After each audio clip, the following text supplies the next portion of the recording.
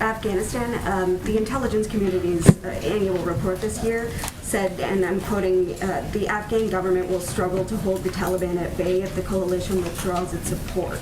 So what plans does the administration have to prevent this from happening and to maintain stability in the region with that withdrawal? And then is there a potential for President Biden to change his mind or extend the deadline if there is a decline in the situation in Afghanistan in the coming months? Well, first, let me say that as a part of this process, the president asked for a review from his national security team. He asked them not to sugarcoat it. He welcomed ideas, welcomed differences of points of view, and he was provided with a clear-eyed assessment about the best path forward. So as a part of his assessment and decision-making, part of the discussion was around the fact that the terrorist threat has evolved. And we certainly saw the threat assessment and saw our colleagues testify yesterday. But part of what we have seen from the intelligence community also is that the threat has become more dispersed. It's metastasized around the world. Al-Shabaab in Somalia, Al-Qaeda in the Arabian Peninsula, Al-Nusra in Syria. It's changed. We're not looking at the 2001 mindset. We can't look at things through the 2001 mindset. We have to look at things through the 2021 world. So we will be monitoring our administration, our national security teams in partnership with our NATO allies and partners in the region. We will be monitoring, of course, and disrupting and focused on disrupting terrorist networks and operations that have spread far beyond Afghanistan, but also continuing to monitor things in the region. We're not going to take our threat off of the terrorist threat, take our eyes off, the terrorist threat or any sign of Al-Qaeda's resurgence, and we will reposition our counterterrorism capabilities in that regard. And the president will talk more about that in his speech in about an hour and a half. And could his deadline extend, or could he change his mind if you do see the situation in Afghanistan decline?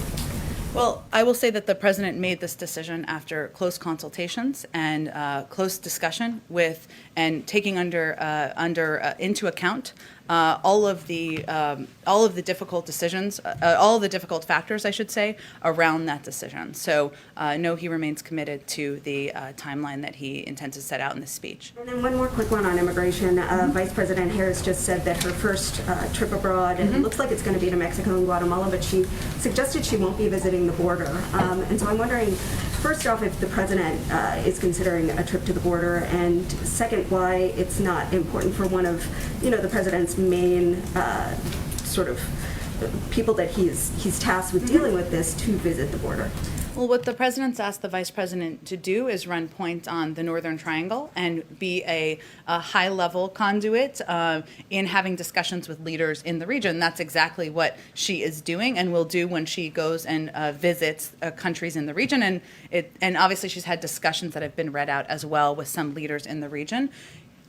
Secretary of Homeland Security has visited the border. Our other secretaries who run point on these issues will, and we expect will in the future. I don't have any visits to preview for you of the president's, but his focus is on solutions, is on opening up additional facilities, which we have done a great deal of in the last couple of weeks, on moving kids out of the Border Patrol facilities as quickly as possible into these shelters, which we've seen some progress on in the numbers that have been released by the Department of Homeland Security. That's where his focus is on. I expect other senior officials, cabinet members who are running point will continue to do visits and come back and report back to the president. Go ahead, Steve.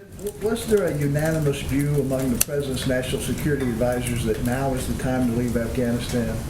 Well, Steve, I will leave it to them to speak to their viewpoints, but I will again reassert that the president asked for a review. He asked for that review not to be sugarcoated. He wanted to hear different points of views. He welcomed debate.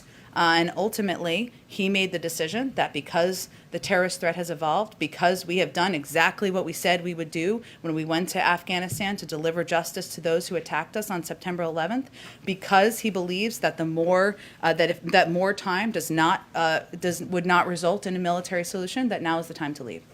You saw where the CIA director said the U.S. government's ability to collect and act on threats will diminish when the time comes for the U.S. military to withdraw. Does that give you pause at all? Does it give us pause that the threat? Look, obviously, the CIA director, Bill Burns, is somebody who the president takes advice from, takes counsel from, and certainly listens to when he shares his point of view. And he's known him for quite some time.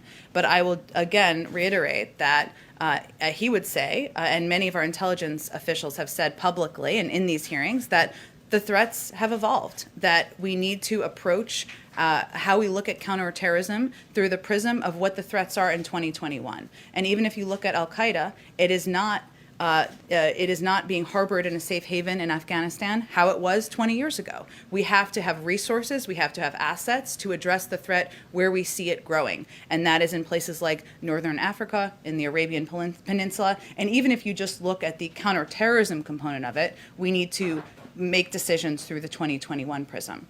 Lastly, just